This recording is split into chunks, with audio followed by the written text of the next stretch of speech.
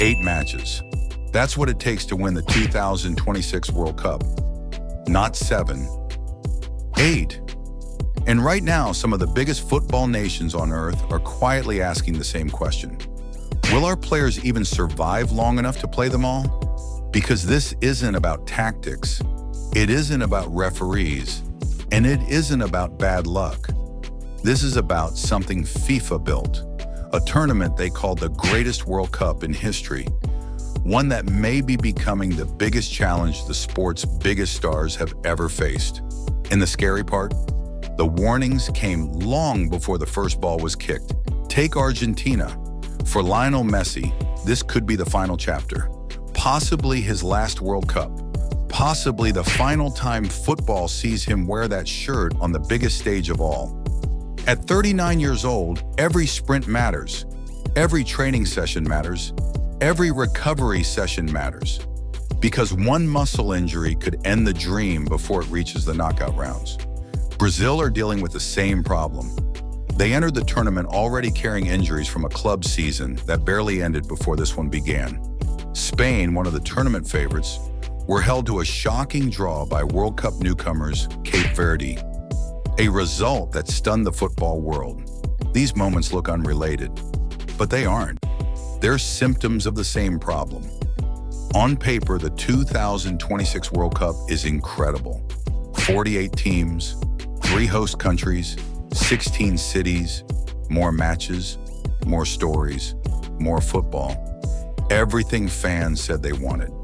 But for the teams expected to reach the final, the math changed. World Cup winners used to play 7 matches. Now they need 8.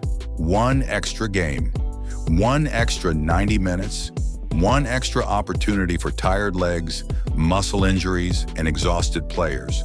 And then comes the travel. This isn't a tournament inside one country. Teams are crossing borders, changing time zones, flying thousands of miles between matches. One week you're playing in dry heat. The next you're playing in humidity. The next you're playing indoors. Recovery has become almost as important as tactics. And then there's the summer heat. Several host cities were expected to experience dangerous temperatures during the tournament. Scientists warned about it, medical experts warned about it, player unions warned about it. Everyone knew the risks. FIFA introduced mandatory hydration breaks. On paper, it sounds simple. Protect the players. But criticism came quickly. Managers argued that the breaks often interrupted momentum. Players questioned whether they were enough. Others pointed out something else. The players never truly stopped playing. Most arrived at the tournament only weeks after finishing exhausting club campaigns. League football, domestic cups, European competitions, international matches, then straight into the biggest tournament in the sport. The football calendar never slowed down. The players simply kept running. But here's where things become interesting. This problem doesn't affect everyone equally. Smaller nations often play fewer matches. Their players recover sooner. Their tournaments end earlier. The favorites don't have that luxury. Spain, Brazil, Argentina, France. If they reach the final, they'll play more football than any World Cup champion in history. Think about that. The better your team performs, the harder the tournament becomes. Winning doesn't reduce the pressure. Winning creates more of it. FIFA built a World Cup where success itself becomes another obstacle to overcome.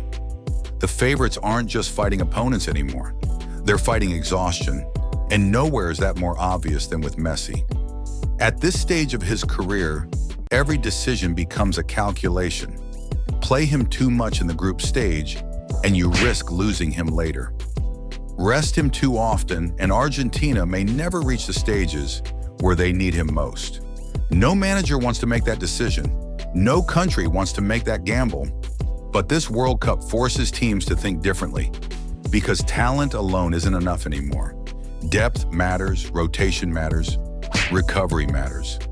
Sometimes the healthiest squad wins, not the best one. And maybe that's what this tournament is exposing. Football doesn't have a heat problem. Football doesn't have a travel problem. Football has a calendar problem. For years, the sport kept adding more. More leagues, more tournaments, more international breaks, more matches, more revenue, more broadcasts. And every time something new was added, the cost landed in the same place. On the players. The people at the center of the sport have slowly become its most exhausted resource. And now the bill is finally arriving. Player unions warned this would happen.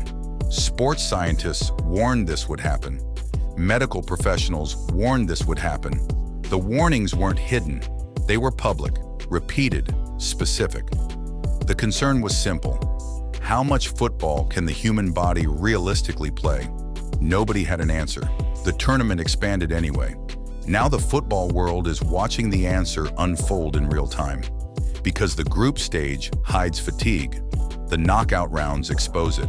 This is where tournaments become wars of attrition. Quarterfinals, extra time, penalties, another flight, another recovery session, another 90 minutes. The team that wins this World Cup may not be the most talented. It may be the healthiest, the deepest, the freshest. The team that still has something left in the tank when everyone else runs empty. That isn't the World Cup FIFA sold to the world, but it may be the one they created.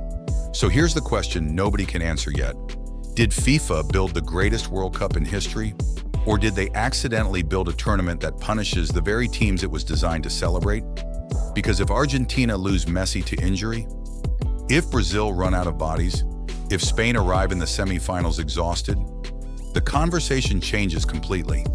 Suddenly, this isn't about entertainment anymore. It's about sustainability. It's about limits. It's about how much football is too much football. The knockout rounds are coming. Messi's final dance continues. Brazil are still chasing another star. Spain are still searching for answers. But from this point forward, every match becomes survival. One injury, one pulled muscle, one moment where tired legs refuse to respond. That's all it takes.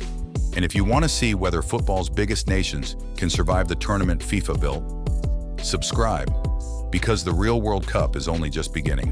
One more thing before you go. Spain, Argentina, Brazil, 3 trophies between them in the last 3 World Cups.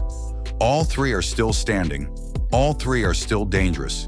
And all 3 are one bad night away from going home. That's the beauty of it. FIFA built something too big, too hot, too long, and somehow the football is still incredible. The question isn't whether these teams are good enough. They are. The question is whether this tournament will let them prove it. We'll find out together.